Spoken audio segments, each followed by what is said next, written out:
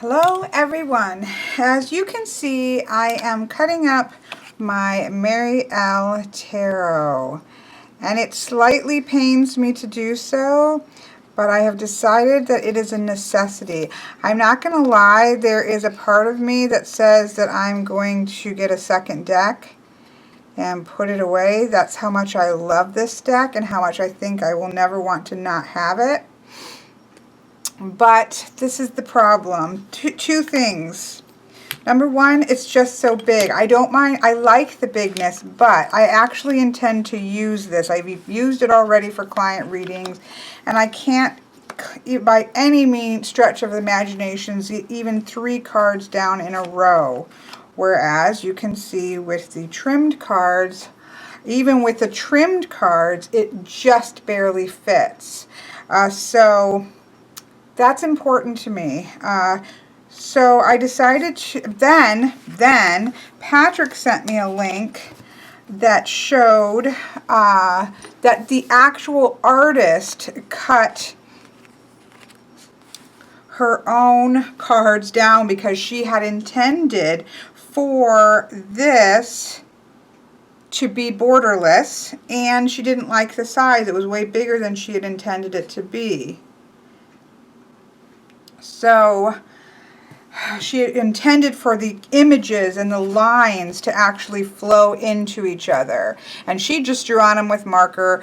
I couldn't quite bring myself to do I just don't have great handwriting, and it really wasn't showing up very well. So I'm doing 6 of water or cups here, and I'm doing the major arcana with just the number, their number. So that's how I've decided to do it. I tried to use this little corner rounder, and it chewed up my card, number one, and number two, I didn't like the thinness of it. So this is with the larger of the Fisker Rounders, and I quite like the way it looks. And it is almost exactly the size of a Llewellyn deck, just slightly thinner. So here we go. This is what I'm doing, is I'm obviously taking a pair of scissors. Those of you who know me know that I do use scissors in my deck trimmings. I do have a slider, but to be honest with you, I don't get as good of cuts off of it because it's really hard to judge exactly where to go. Now, I will say these are darker, and it's a little hard to totally get the black off, but I don't mind that because you'll see. So then I go ahead and do my corners.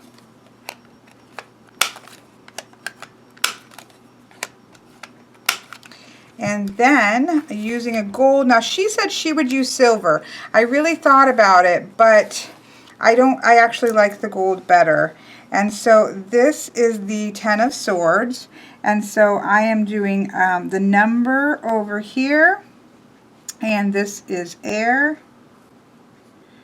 So I'm doing an air sign over here. And that's what I'm doing. It's not my favorite thing in the world because I personally would just like there to not be any number whatsoever on it. But the fact of the matter is I would have a hard time with that with this. Oh wait, now I'm not done. Then I'm taking my black Sharpie.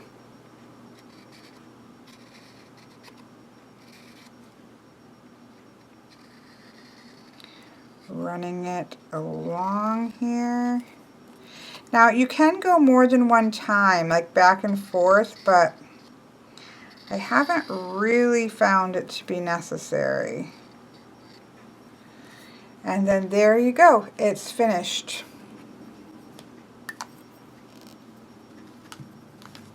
Now, this one, for instance, I feel like the gold is not going to show very well, and I almost feel like using black on it.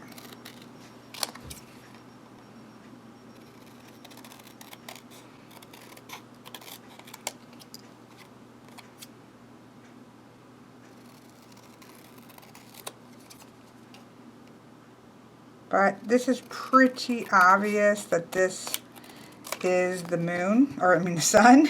So I'm not entirely worried about not being able to see it clearly because I'm pretty sure that I know that this is the sun. X. 1. X. Yeah, it wasn't even completely in the middle. This is how bad I am. This is why I shouldn't do stuff like this. But I've decided I'm not going to stress about it. Probably because I've pretty well decided to get a backup copy.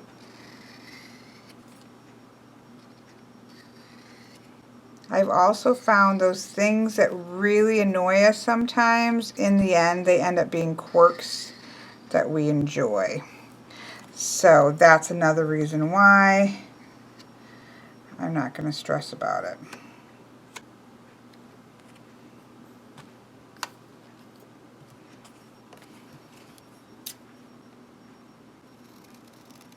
And obviously, I'm not going to do this entire deck. I will come back and show you the finished deck once it's done.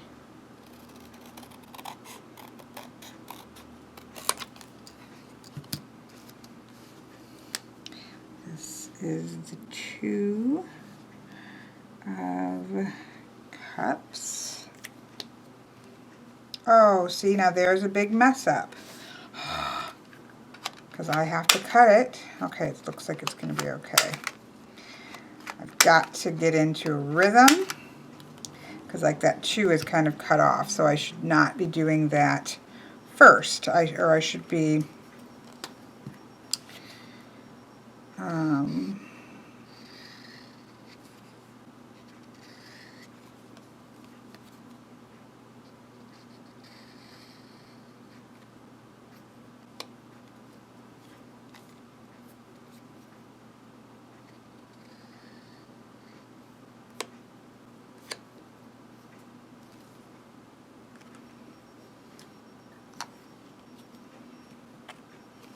like that. So now I have a cut off 2 and an off-centered sun. See, I'm even showing you my mistakes. Now, I will say that I first wrote these all out and on 2 cards, the Emperor and the 6 of Cups. I wrote the names out on the middle and I didn't like it, and I used rubbing alcohol, and I was with some elbow grease. I mean, it took some working. I was able to get it off, but it was definitely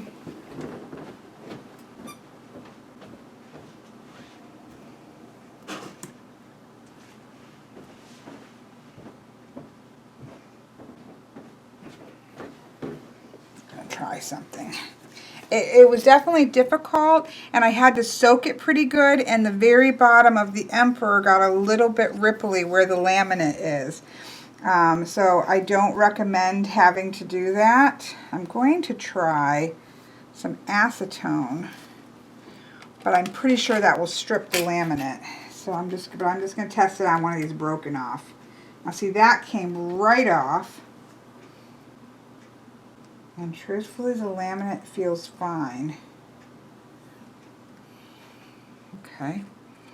So what we're going to do, what I did is just hurried up and wiped it.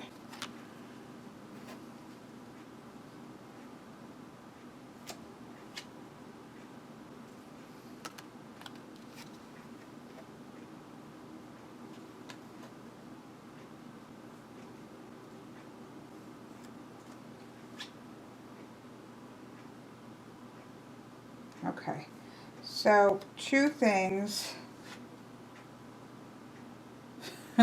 Okay, so see, this is my experiment, and this probably means that I will be purchasing another deck as a backup, because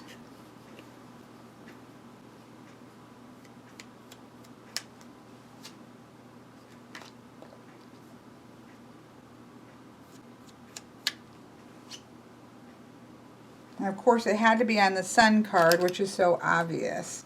I will show you in a minute, because I am here to be the guinea pig for you all to learn. I guess I should have shown you me doing that, but I needed to see what I was doing. Okay, so what I did, see, I'm happy with how that looks with the 6 and that down there. So I need to decide right now though. Okay, so what I'm doing with a metallic Sharpie marker is I am writing the number. So the Hermit is 1X, and that's all I'm doing for the major arcana. What I did was I used 100% acetone to remove what was on there, which took it instantly off, and the laminate is fine. I wiped it right away because I didn't like it being in the middle, and so I moved it over. The problem is, and I just did it again, in which I didn't round my corners first, so I'll probably have to take the back off. No, it's fine.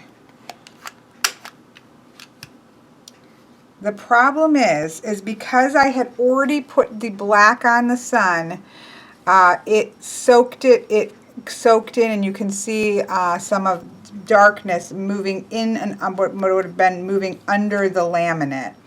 So you don't want to do that. Like, I should probably just do everything and then come back and black the edges. That's not going to drive me insane. It doesn't make me happy, but it's not going to drive me insane. Again, I kind of learned after having done, I need to move these so they don't get thrown away accidentally. You know, you kind of learn if you're going to modify things. I think that's what I'm going to do though. I'm going to stop doing the edges, and then I will come back and show, well, let me just do this one because it's done. So I just use a thick marker here. And then it's a chisel point. Whoops, where is the thing? It's a chisel point, and I just run it along the side of the deck. Now, I have done 2 decks. Well, this deck, you know, I'm doing it the second time. So I've done a couple decks, and it does create like a bit of a ridge in it that makes it so it feathers a little more onto it. I don't mind, so if you, I don't know if you can see this, so you can kind of see a thin black line when you're looking at it, and I don't mind that because it just frames the picture, and I actually think it looks nice. When it's not trimmed, you don't get as much feathering. You get a little more feathering in by the actual trimming, but it's something I can live with. So let's do the next one. I just have to get into the habit. I'm going to cut.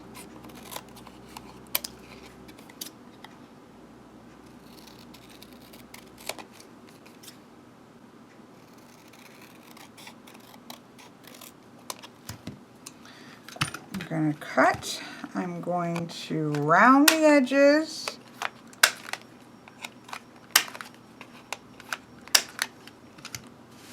I'm going to, this is the Ace of Wands. So that's fire. So I'm putting a 1, and I'm putting the symbol for, did I already do a 1? Fire, no, it was the air one. Okay. And then I'm going to do the fire, which is just a triangle going up. And sometimes they're hard to see depending on the color. So I did go, and then I'm going to black. So that's kind of the order I'm doing it in. You know, she had said in the article that if she had had that marker, she would have done silver. I skimmed through the rest of the deck though, and I personally felt like, I guess I'm totally doing that off screen, which does not help you, does it? I felt like gold was the better bet. So, just in terms of, that's going to be pretty, isn't it? So I'll do this one, and then I'll go, and then, you know, I'll show you when it's all done.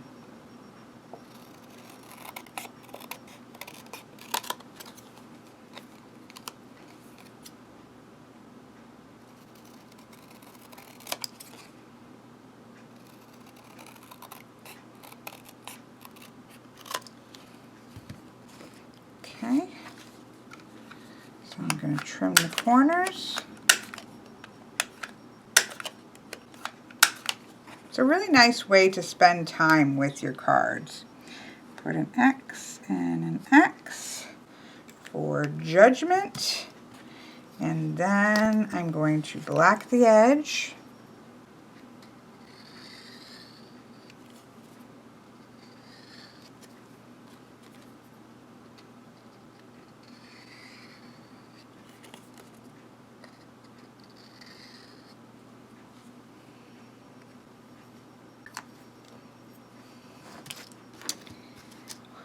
And there we go. So I will be back shortly. I am kind of sad, I'm not going to lie, because I do like the large size of the deck. But I also do like the images just kind of standing there on their own as well. So I have mixed feelings about it, but I really intend to use this deck, and I didn't feel like it was all that usable, as large as it is in a bigger spread. So I will be back to show you it all finished. I just wanted to show you real quick the difference here while I had a bunch. So this is like my normal, I'm going to try to center it, there we go, and you can see it's cutting off quite a lot, and it's quite going just to her nose. It's almost half of each of the cards, not quite half of each of the cards is being cut off here. And then I go like this, and then I go like this, and then I go like this. So width-wise, obviously, it's not too horrible, but it's cutting lengthwise off. Now, if I move so that those two, oops, then I lose a card, and I gotta grab that before Isabel gets it. Okay, so you can see clearly this is just isn't going to work. Then let me just show it to you real quick with the trimmed cards, which, like I said, still, you know, it goes tight to, I have to go tight to the edge. But at least we can pretty well get it on here.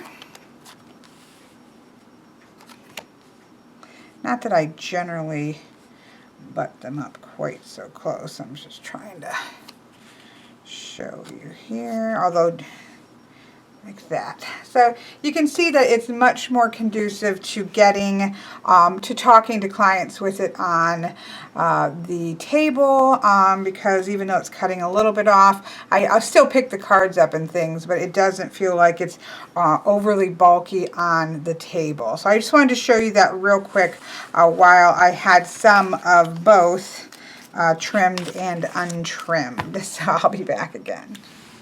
Okay, we have finished the last card, and there is the now trimmed and all the way down to the images, of course, with the numbers intact. I'll be interested to see what happens with the numbers and the writings on it. I wonder if that's going to hold, how that's going to hold up over usage. That I don't know, but it can always be put back on. So here we have it, just for, I guess, comparison. It's now, well, now the Bohemian Gothic is a larger deck. So here we have the Bohemian Gothic, but like I said, here is my trimmed Druid Craft, which is still larger because the name was left on. That's larger and a slightly wider, but in terms of the, let's flip it this way, you can see that the Llewellyn is just a little hair larger, wider, but so it's slightly smaller than a Llewellyn, but we're just talking by a hair. Which I knew. I had put it up to it and had figured that that was about the size it was going to be. Now, I don't find trimmed decks to shuffle as well as untrimmed decks. That's just the nature, I'm guessing, of the, you know, it's not being completely even. Now, perhaps if you used a, like, see, what I'll do over the next few days is as I kind of play with it, like I'll find ones that kind of stick out a little bit much and trim it a little bit. Because I hand do it and I don't use,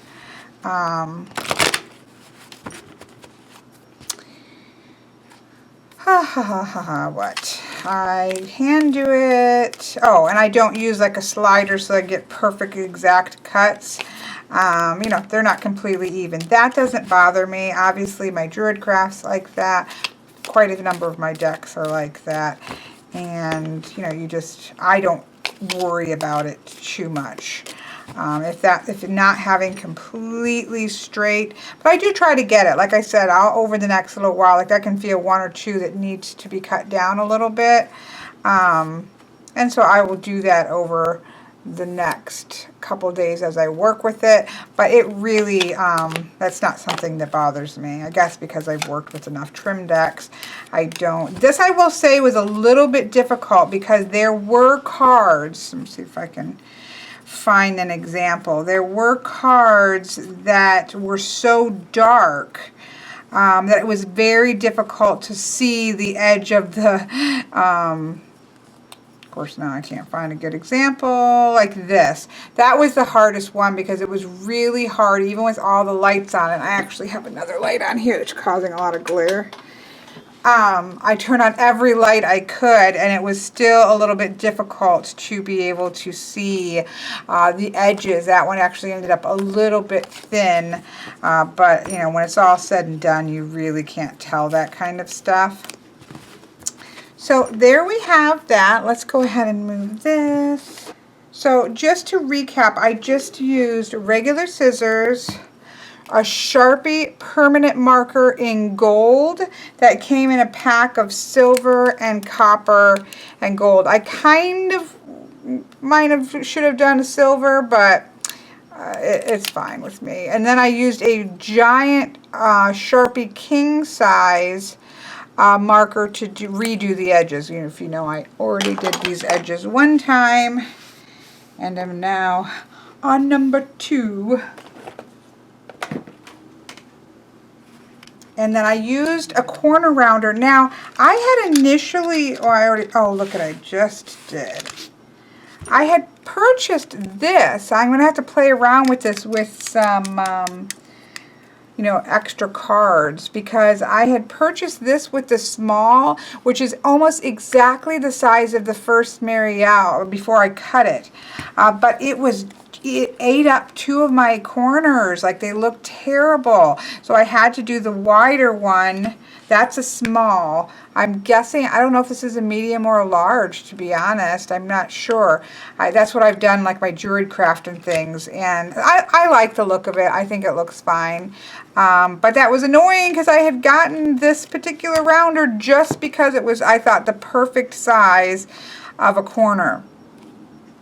So as you can see, I put like 3 of wands here, and then for the major arcanas, I just put the numbers in the corners. So that's how I did that, because I just don't have great handwriting, number 1.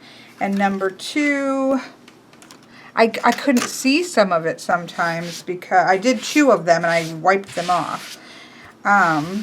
Because I couldn't even read it because of whatever was going on at the bottom of the card.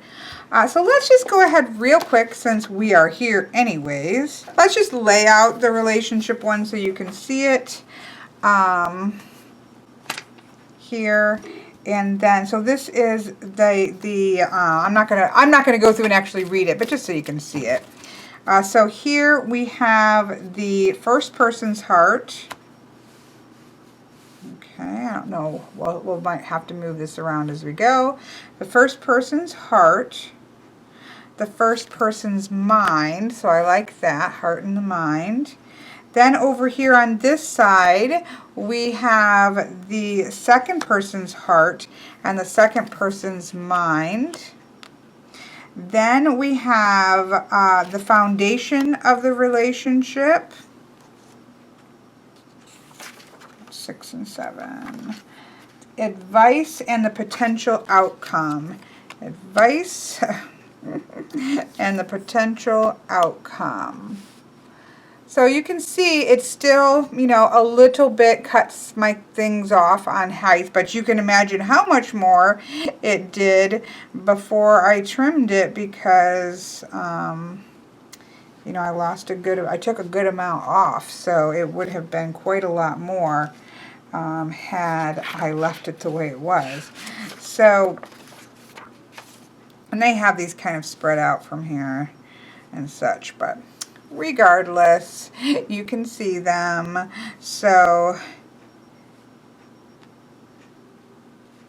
very beautiful. I'm really happy with it. Like I said, after reading what she said herself, the artist, that her intention for the deck was for the colors and the lines and the things to flow between each other, that made me think, okay, well, I'm already struggling to get everything onto my table, and then given that her intention was to not have the black lines locking things off, that made me definitely more inclined to take the things off.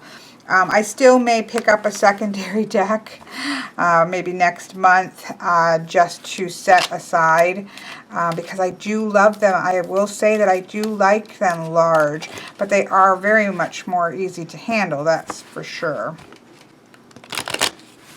So there we have it, my trimmed, reblacked, and written on Mary L. Tarot. I mean, the images of this deck are gorgeous. I loved spending time with all of the images. You know, I saw images that I kind of forgot about, like this this is a 10 of Cups. And we have this red horse, and we have two skeletons. One is holding the other. And we have this, you know, dumping almost what looks like blood out to the side. I mean, that's fascinating. I have not finished reading through the rest of the 10s. Let's just take a quick peek, shall we? Because when I saw that, I thought, oh, I don't even remember that one. The mother and child are memento mori, which in Latin means to remember your mortality. The 10 of Cups is the wheel of water, the ever-changing fortunes of the heart. Because remember, this is what I love about this deck so much, everybody. Remember that this deck very much connects the numbers in the major arcana to the numbers in the minor. So the 10 is the Wheel of Fortune. So all of the 10s are going to have connections to that energy of movement and change. And so I will say some of these are definitely hard to see the writings on, which I guess is great. I don't want those to be primary things. So we have here we have on the horse. Oh, yes, that's the one with all the horses. But you got to think about it in terms of moves. This is the wheel of discs, but it's up in the air. You know, that's quite a change. That's quite a shift around. We have the 10 of Wands. And then we have the gorgeous 10 of Swords. So yeah, I mean, this is a fascinating deck. I adore it. I've already read for it with clients. I didn't think I was going to because it's so powerful. The same thing happened with the Bohemian Gothic. I'm like, you know, I think my people can take it. So, okay, I'm babbling now. Thank you for taking a peek at this, and I hope that this helps you in terms of deciding if you want to cut one or one of your decks or this particular deck to see if that one, look at that. Can we just say how much I love that card? Oh, so much, so much, so much. Okay, have a great day.